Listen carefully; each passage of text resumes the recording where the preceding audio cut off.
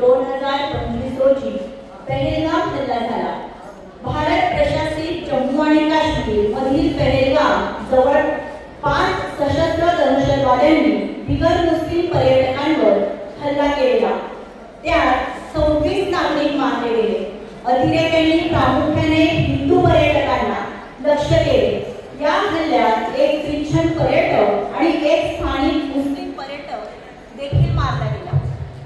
M4 carbine आणि AK-47 ने सज्ज असलेले हल्लेखोर दाट पाईन जंगलांनी वेढलेल्या परिसरात खोऱ्यातील पर्यटन स्थळी घुसले. 2008च्या मुंबई हल्ल्यानंतर भारतावरील नागरिकांवर झालेला हा सर्वात घातक हल्ला होता.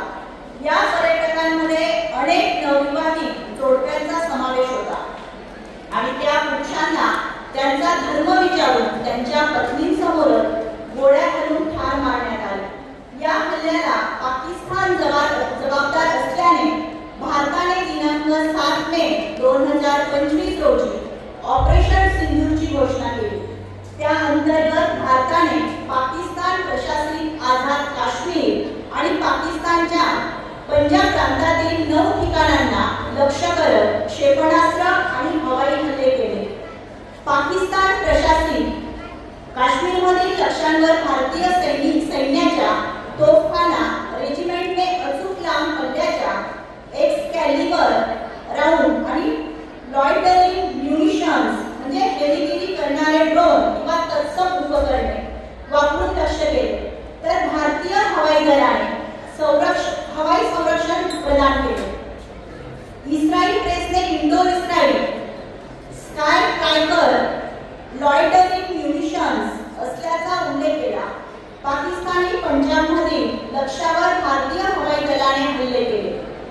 इंडिया टुडेने उद्धृत केलेल्या सूत्रांनुसार राफेल जेट वापरण्यात आले होते, जे स्कॅल्प क्षेपणास्त्र आणि AASM हॅमर बॉम्बने व ब्राह्मोस क्रूज क्षेपणास्त्रे सुसज्ज होते.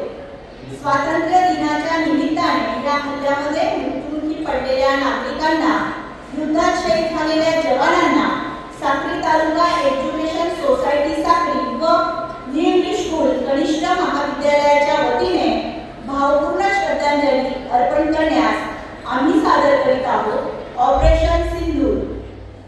या गीताच्या माध्यमातून ऑपरेशन सिंधूर मध्ये प्रभावीपणे वापरल्या गेलेल्या राफेल जेट विमानाची प्रत्यक्ष प्रतिकृती सादर करीत आहोत. याची संकल्पना श्री परांगणेकर यांची असून हे राफेल जेट विमान तयार करण्यासाठी श्री गिरीश चव्हाण, श्री प्रवीण अहिरे, श्री वसंत चव्हाण, श्री शरद साळुंके यांनी विशेष मेहनत घेतलेली आहे.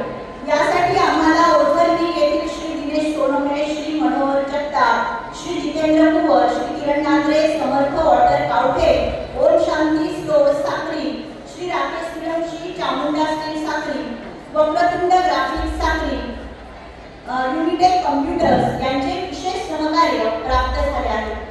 तसेच या गीतासाठी श्रीमती मीना सुरवशी, श्रीमती जयश्री वसावे, श्री सचिन बलिराम, श्री हेमंत राठोड, सौ प्रत्युषा ठाकरे, श्री कुणाल नांद्रे, श्री लक्ष्मीकांत देवरे, श्री धोंडू रखमे, श्री प्रसाद भांडेकर, श्री वैभव वंजारी, श्री सोमनाथ बाबू, श्रीमती पन्माला साळुंके, श्री सुरेश मोहने, श्री रवींद्र भांगरे, श्री पंकज पाटील, श्री अविनाश भडाणे यांचे मोलाचे सहकार्य मिळालेले आहे. या गीताचे नृत्य दिग्दर्शन श्री शेखर अहिरे यांनी केले आहे. ऑपरेशन सिंधूर मध्ये ज्या 2 महिलांनी मोलाची भूमिका बजावली आहे त्यात कर्नल सोफिया कुरेशी यांची भूमिका कुमारी कनिष्का दिनेश चव्हाण हिने साकारलेली आहे. तर विंग कमांडर योमिका सिंग यांची भूमिका कुमारी आराध्या दीपक मगरे हिने साकारलेली आहे. या गीतात एकूण 175 विद्यार्थ्यांचा सहभाग असून या गीताच्या माध्यमातून विद्यार्थ्यांनी भारत माता, आद्य क्रांतिकारक, थोर समाजसेवक, महात्मा गांधी इत्यादी नेत्यांच्या भूमिका साकारलेल्या आहेत. या गीतासाठी अनमोल मार्गदर्शन विद्यालयाचे प्राचार्य माननीय दादासाहेब प्रमोद बेडसे, विद्यालयाचे उपमुख्याध्यापक